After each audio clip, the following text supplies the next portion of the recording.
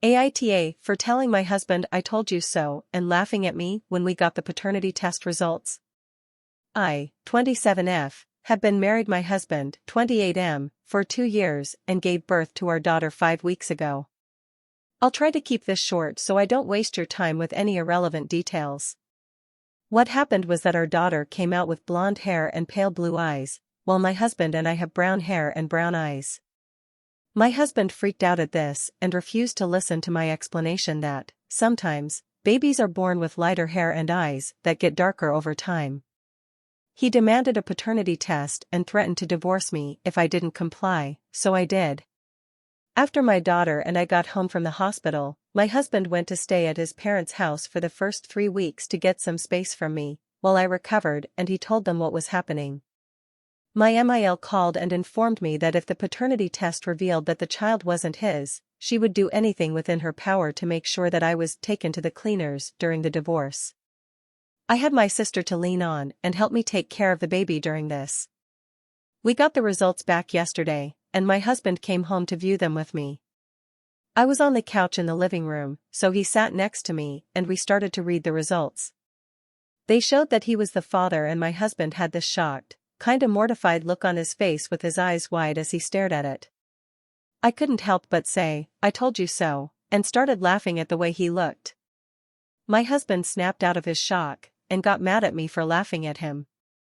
We argued for a bit, which was mainly him yelling at me, before my sister came downstairs and my husband shut up.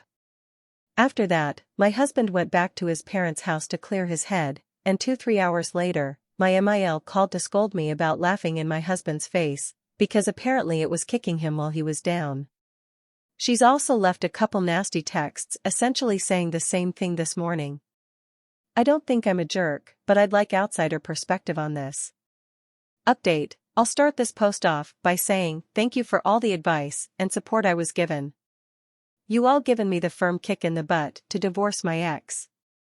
Also sorry for leaving you in the lurch for the past 2 months.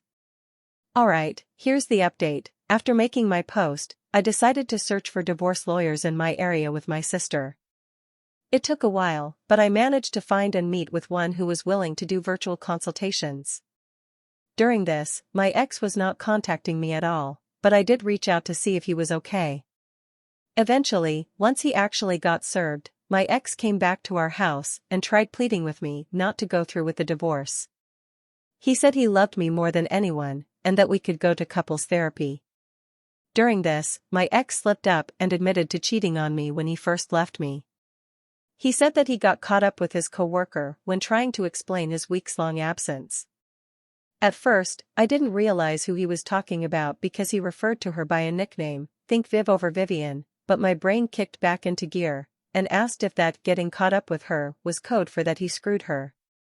My ex stumbled over his words and tried to dodge the question, but he seemed to realize that I wasn't going to let up on this pretty quickly.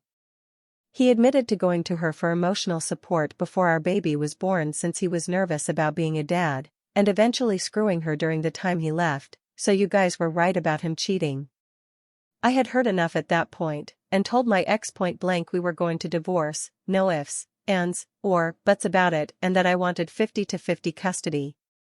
We'd only speaking about the divorce, custody arrangements, and our daughter herself after this. My ex just nodded to what I was saying, and asked if he could see our daughter. I was a bit hesitant, but said yes, and called my sister to have her bring our daughter down to the living room. My ex held our daughter, and talked to the baby for a bit before leaving.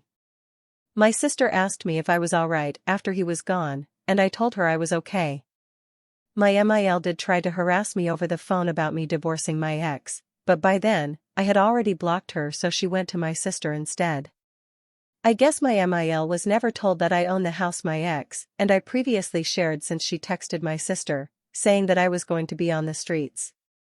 Well, my MIL most certainly knows that now, since my ex is now living with her and moved out. My ex has seen our daughter a few times. Those visits were awkward to say the least, but I managed. Hopefully, I won't have to give you guys any more updates about this.